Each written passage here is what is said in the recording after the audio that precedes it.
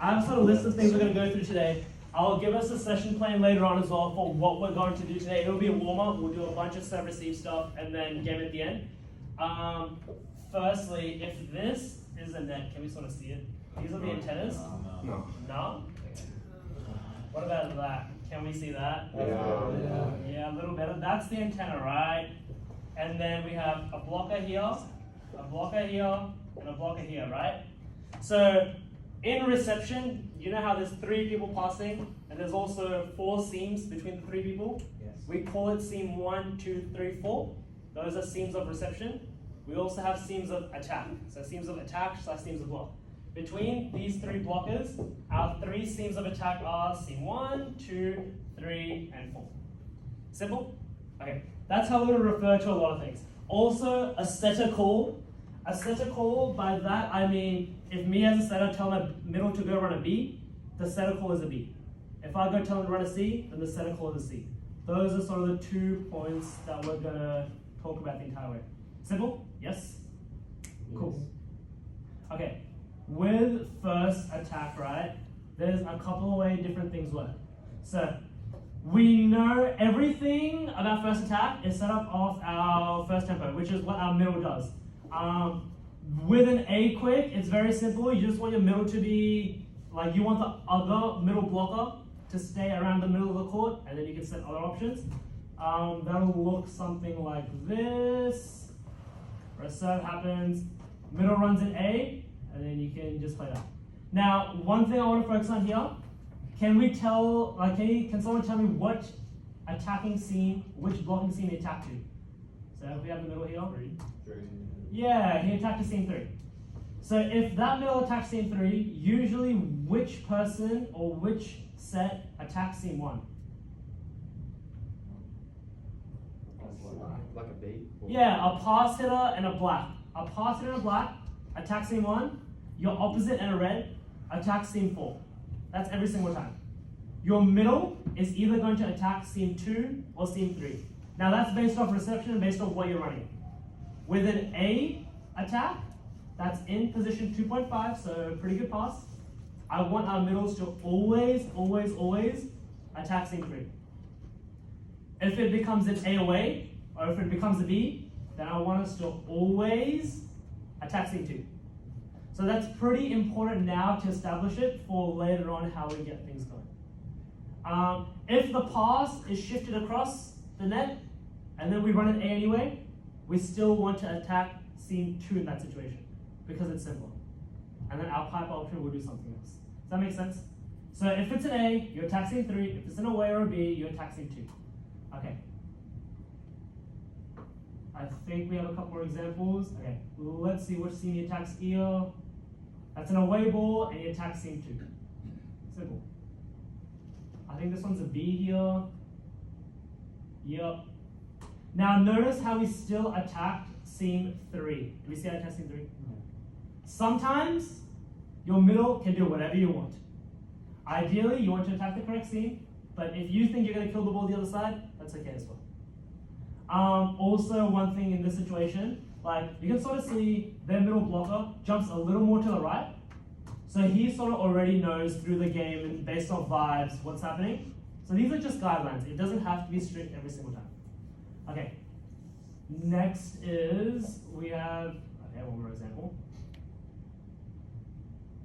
That's a C. Again, he attacked in a different zone, which is fine. Okay.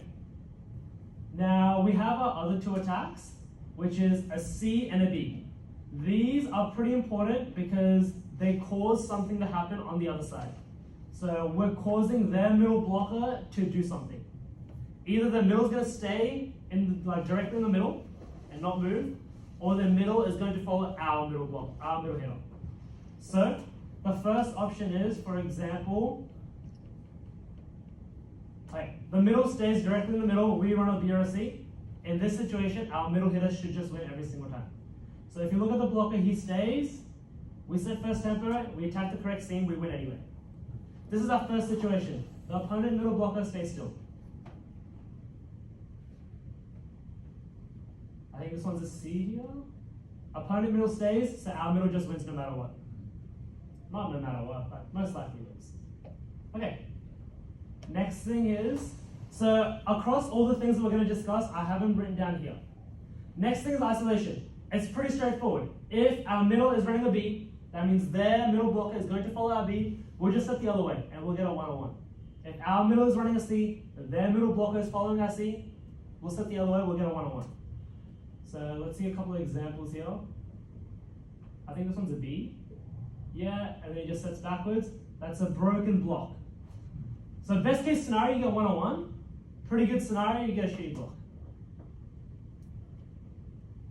I think he runs a C here. Yep, that's a C, set forward, 101, broken block. Good, it's isolation. Simple? Yes. Okay, isolation is very easy to do. Almost everyone somewhat does it, even if they're thinking about it or not thinking about it. What I really want us to focus on, especially Div 1, and then if Caden is keen for it, Kenshin's keen for it, Div 2 as well. Overload is a lot more difficult to run, but if you have a very strong overload, you also have a very strong isolation. The setter call is middle runs a B, but I still set a black. I think last year Clement did this pretty well, setting pretty quick, and then Scotty did it pretty well a couple of years ago when we set the shoot ball. Now, with a B, it's a black. When the setter call is a C, it's a red. So let's take a look at what that looks like. Again, we're going to have a broken block example here. So that's a B, but then we set the black. So that goes either way. I guess the middle blocker didn't jump at the correct time there. And we have a C and a red here, where the block is sort of broken apart. So a lot of these things are things that happen in setters' minds, but as hitters, we need to understand why things are happening as well, which is why everyone is having a quick look at this. Okay, other things. Firstly, we need to understand everything I just talked about. First tempo, isolation, overload. It only happens off of a successful reception. Successful means a 3-point pass, which is either perfect or a 3 pass in the middle of the court. Sometimes the pass isn't perfect, and the setter has to make a couple of different movements. He can either be off the net, come to the attack line, the setter can get pushed to 4, or the setter can get pushed to 2.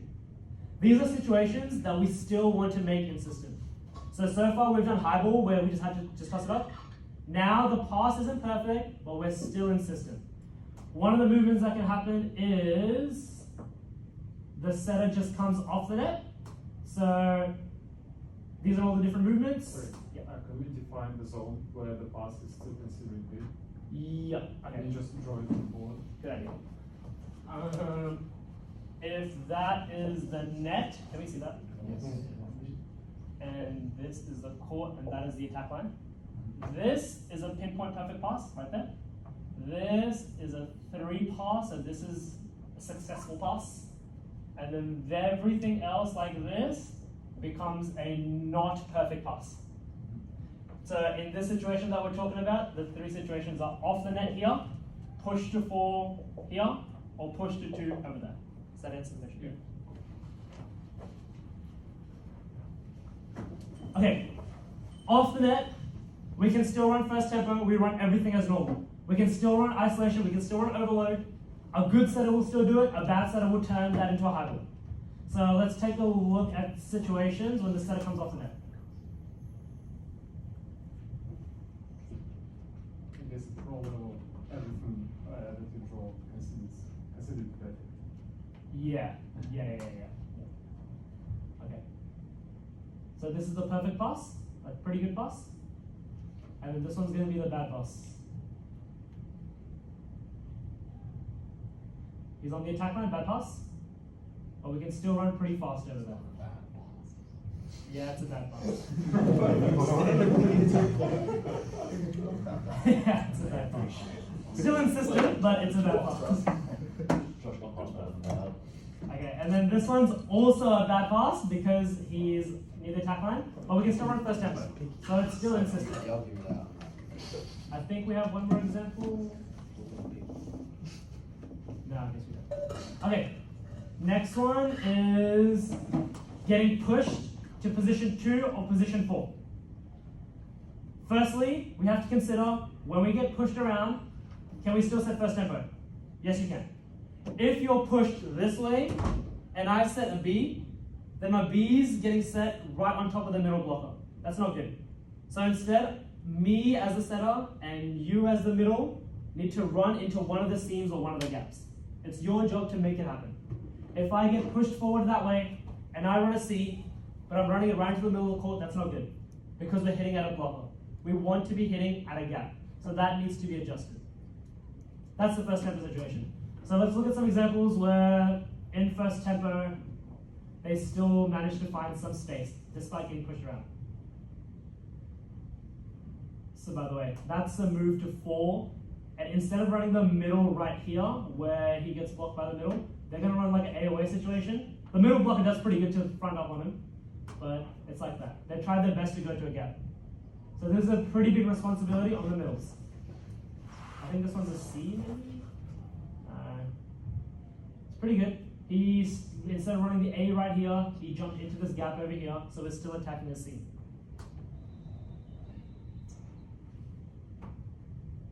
Okay. Next thing is, if we get pushed one way or another, we can either set the short option or we can set the long option. We don't just set based on how we feel. We set very specifically. If I'm going to set the short option, I know the block's already relatively ready for it. Like if I see the setter moving all the way to 4, I'm already slowly shuffling there. So when we're setting short, we have to set fast. This can be a little tough to learn, but we're going to practice it today, so it's all right. Here's some examples. So he gets pushed forward, that's still pretty quick. And I think he gets pushed back here. Yep, he got pushed back, but that's a pretty quick ball. Does that make sense? Yeah, so the closer the setter is to the stick, the faster the set will be. Is what you're saying? Yeah, definitely. If the setter's moved to the stick, as a setter, you gotta set it fast. As a hitter, you gotta be ready for it to be faster as well. I think it also helps, like, if you're close to the option, the accuracy from the setter is gonna be good as well. So it's not as hard as you think it is. Okay, other thing is, we can set the long ball. Now, with the long ball, the whole purpose is we're trying to maximize the distance. We're not just setting a comfortable set. If I'm setting the long ball, I'm sending that ball to the pin. I'm not letting it drop like 2-3 meters in the court. It looks like this. So we're going to try to maximize that distance here. Over here, still going all the way to the pin, and you can play it.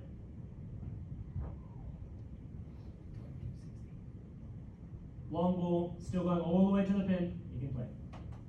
And we have one more example here.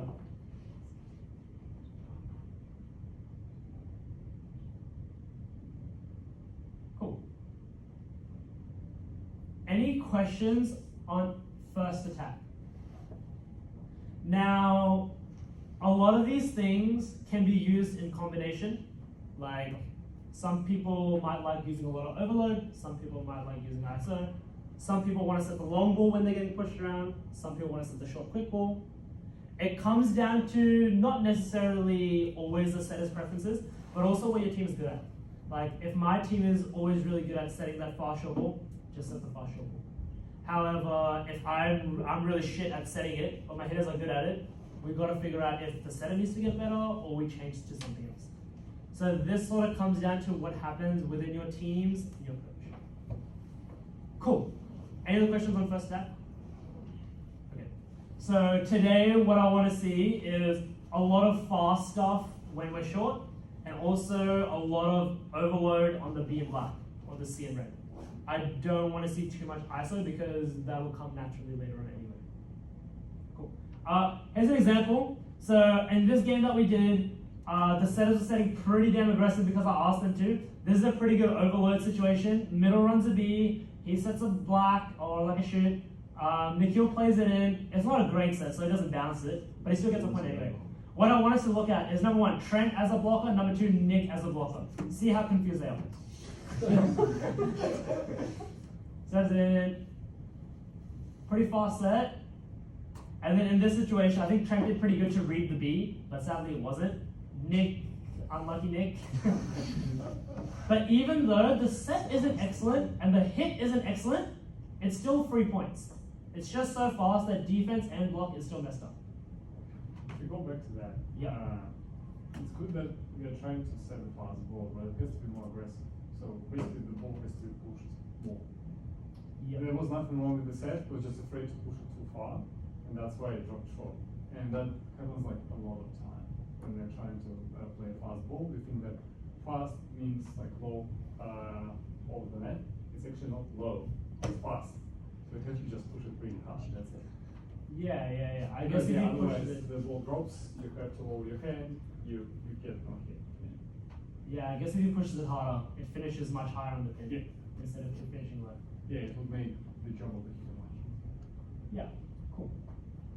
Okay. Cool. We're gonna move on to blocking. Now, with blocking, right? This is in-system blocking. The correct position to start. So, okay. Typically, middle blockers block the first tempo, stick blockers block the stick attack. As a group, we're going to read block. That means we see what option comes out and we all go and block it.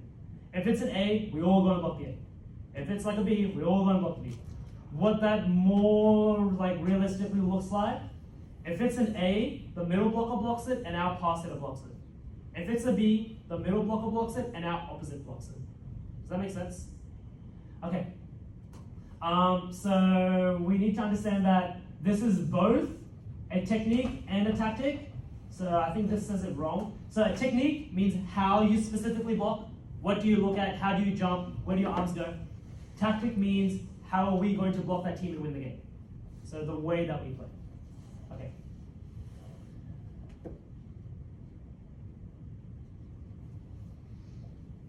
We don't need to read all that. Okay, this is pretty important.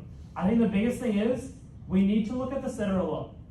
A big part of read blocking is reading a couple of different aspects of the setup. For us, what I really want us to focus on is number one, their hands, what their hands look like.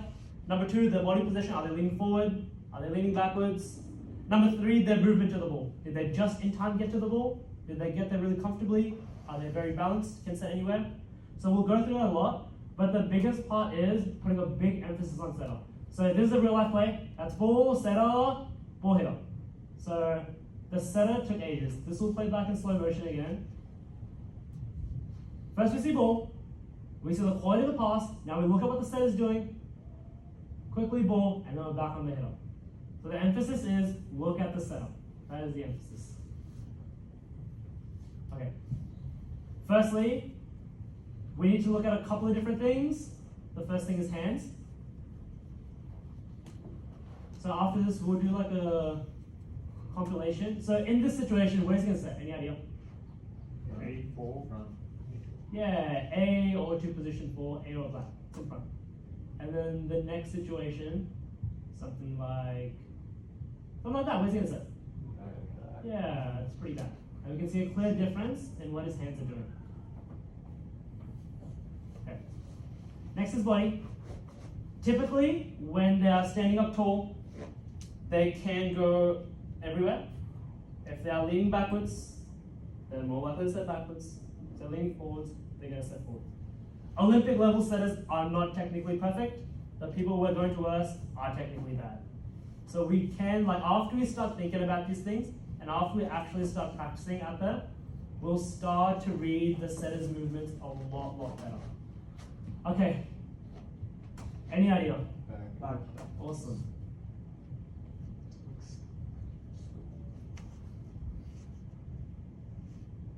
Any idea? Awesome. Why was that bad?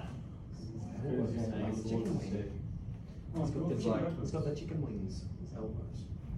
Leaning backwards, his shoulders are pointing to this stick, his shoulders aren't pointing to that stick. Shoulders is probably the biggest giveaway. And I think he was pretty relaxed getting to the ball. If he wants to go forward, he'd have to come around, turn around, and set it. So yeah. But yeah, elite level guys, they deliberately rotate their shoulders to the wrong way, so they can actually. Yeah. So I got a question. Yeah. Do we take into account hitter quality when they're running those types of things? Say that opposite is the main option. Do we think about that, or do we just read the setup?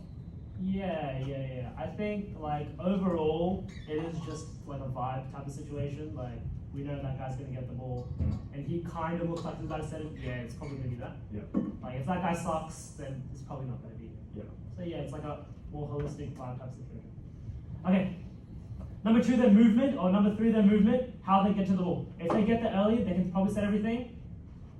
Like here, he was pretty comfortable. Most likely gonna go forward. We'll see.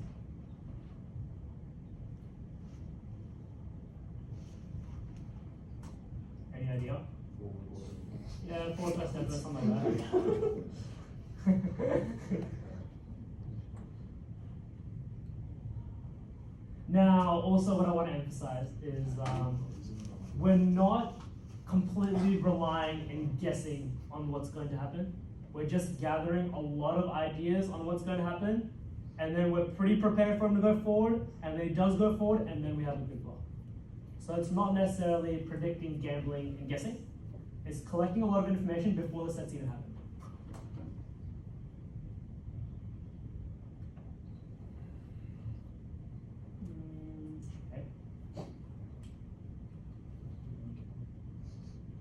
Okay, one more thing people do. As middle blockers, you sometimes look at what the other middle is running. There's different scenarios. Now this is where read and follow come into the play. Read, blocking means you stay still no matter what happens until you see the set and then you go. With read blocking, sometimes you will be late, sometimes you won't have an awesome block, but you'll always be at the correct position. Follow is another tactical thing. All follow is our middle blocker just fronts their middle and then he reads. So if he's running a B, I just stand in front of the B, but then I'm still looking at the setter. So I'll see, okay, he's running a B, okay, now the setter's doing this, and then I go. The biggest thing with reading is you don't do anything until you actually see the set come out. It sucks when you're blocking first tempo and pipe, but it's very good when you're blocking stick. So there are pros and cons. Another one of these is committing. We're not going to talk about committing today. Committing is just jumping no matter what happens. So read is stay in the middle no matter what. Follow is front the middle blocker, and then you start reading. Okay. Okay, this is an example where I think the red middle blocker is going to stay still regardless of what the blue middle attacker does. And then it gets him a pretty good outcome. The ball goes over, he's just looking only at the setter, no one else. And that's it. I think another one happens here. Okay, so in this situation, even though this guy's running a B, this guy doesn't even care. In this situation, the red team is running a pure read system. They are going to stand still until they see the set. And that's what happens. So this is why combos and stuff stop becoming good in like early volleyball, because before you used to like follow the blocker and then you get tricked with a B or a 2 or a 3 or whatever. Now that everyone just does read, you just see where the set goes and you just block it. And you usually have multiple blockers and a good quality blocker. Cool. With reading, it works well when you are like very tall, 2 meters upwards. When you are short, and especially blocking in the middle, yeah, it's very hard because you wouldn't be able to actually get to the right height. I think it's definitely harder when you're shorter, but I think it's still very effective. You mean reading, not following? Yeah, read. Yeah. I still think it's very effective. Okay. Now, this is a situation where this team reads bad. They sort of predict what's going to happen, and they start moving a little early, even though it's a shit pass and a shit set. But because they sort of committed the wrong way, they lose the point anyway. Okay. This green middle blocker starts shuffling across because it's a bump set. He goes up, he has a one-on-one, he's going to win no matter what. It's like a bad set, it's a pretty slow set, and it's an okay block, but because it's one-on-one, he wins regardless. So moving across, one-on-one, high ball, he wins. So we have to make sure, if we're going to read, if our position as a team, we are going to read, we have to read. We can't have one person breaking apart. Does that sound good? Easy? Attack. There's lots of things that can happen. If you're setting the short ball, it has to be fast. If you're setting the long ball, it has to go the entire distance. First tempo, you have to enter at least a seam. You enter seam 2 or you enter seam 3 based on where you're hitting. A, you usually enter seam 3. B, and away, you usually enter seam 2. With blocking, read blocking, you're staying still until you actually see the set happen. Once you see the set happen, then you can try your best to block. When they run first tempo, stick blockers. It is your job to block that first tempo. It's not just its middle's job. If we're going to read block, we're going to read block. When we're reading, we can sort of look at the setter's hands to try and figure out where he's about to go, his body, or his movement. Finally, sometimes we're going to follow. Tonight, we're not going to follow at all. We're just going to purely read. We're going to be bad at it. It's okay. The other side is going to get a lot of kills. It's okay. But this is where we learn. Cool? So H, when you're doing this read blocking, particularly if you want stick hitters to get involved with middle blocking, but Bears has always been very much a hidden enemy in the club. So are we going to then start blocking inside? Yeah. Yeah, we're going to start blocking inside. Now, the way I like to define it is as a stick blocker, you want to be as far in as you can while still being able to go outside and block that pin. If you're a slow blocker, you probably have to be a bit wider. If you're a fast blocker, you can be further in because you can still make it out in time. So you want to start as far in as possible while still with your individual ability being able to get out. The widest you probably should be is like, if my pin's gonna hit here, the widest I should be is like one big step in. Like I shouldn't be any wider than this. I shouldn't be waiting on the pin. Does that make sense? Cool. Okay, we have a little bit of time. No, actually we'll call it that. So today's warm-up, right? It's gonna be 2v2, 3 touches, no jumping. Last week we did this and I think I set expectations a little high. Like I said, we gotta get a couple more balls more often, higher quality. So maybe there was a bit of disconnect. So I've just got to warm up from like a professional team, right? Like we'll see how this looks. And then this is sort of the quality. We're not gonna get it, but we're gonna try our best to get that. So the biggest thing that I want us to focus on is a lot of the times when they're doing like really scrambling stuff, they still get 2 hands to it. Sometimes there's 1 hand, sometimes it's scramble, it's okay. So let's just take a look. This is what we're gonna try our best to emulate. So we have 2 hands. And maybe the intensity as well we can bring.